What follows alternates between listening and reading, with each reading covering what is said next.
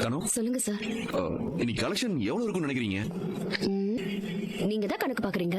நான் கல்லால கூட உட்கார்றது கிடையாது. என்கிட்ட போய் நல்லா கேக்குறீங்க பாருங்க டீடைல்.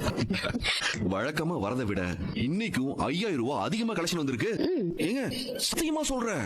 சும்மா ஆத்தி, மறுபடியும் அந்த சொர்ணா ஏதாவது ஏழரை இழுத்து விட்டுருப்பாளோ? என்ன விஷயமா வர சொன்னீங்க மேஸ்திரி? பயப்படாதமா, எல்லாம் நல்ல விஷயம் தான். நம்ம வீட்டு வேலை 90% நல்லபடியா முடிஞ்சிருச்சுமா. ஒரு சின்ன சின்ன பூச்சி வேலை தான் பாக்கி இருக்கு. அதுவும் இன்னும் ஒரு 10 நாள் கம்ப்ளீட்டா முடிஞ்சிடும். அதான் உங்க எல்லாரையும் வச்சு சொல்லிட்டு போலான்னு வந்தேன். மொத்த வேலையை முடிச்சிட்டு விசேஷம் பண்ணக்கூடாதுன்னு சொல்லுவாங்க. அதனால இந்த பூச்சி வேலையெல்லாம் முடிக்கிறதுக்குள்ள நீங்க கிரகபிரவேசம் வச்சுக்கலாம். அதை சொல்லதாமா வந்தேன். வேணும்னா நீங்களே ஒரு நல்ல நாளா பாருங்க. ரொம்ப சந்தோஷம் மேஸ்திரி. இவ்ளோ சீக்கிரத்துல நம்ம வீட்டு வேலை முடியும் நான் எதிர்பார்க்கவே இல்ல. ஆமா, வீட்டு வேலை முடிக்கிறதுக்கு ரெண்டே முக்கியமான விஷயம் தான் தேவை. சரியா ஆள் கிடைக்கிறது, ஆளுகளுக்கு கொடுக்கிறதுக்கு சரியான நேரத்தில் பணம் கிடைக்கிறது. பணத்தை தான் உங்க மருமக தானே பாத்துக்கிடுச்சுல. வேலையை நான் முடிச்சிட்டேன். நேரங்களை பார்க்காம. இது ஒரு வரலாறா இருக்கட்டும் தனு. ஆமாக்கா, அந்த சொர்ணா இத பார்த்து வயிறு எரிஞ்சே சாவணும். அத இன்னொருத்தவங்களோட வயிற்றுச்சல் நமக்கு வேண்டாத.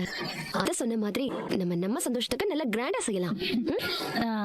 ஏக்கா, புது வீடு குடி போன கையோட ஷாலியோட கல்யாணம் பிச்சு ஆரம்பிச்சிடலாம். ஆமா, அடுத்த விசேஷமே அதானே.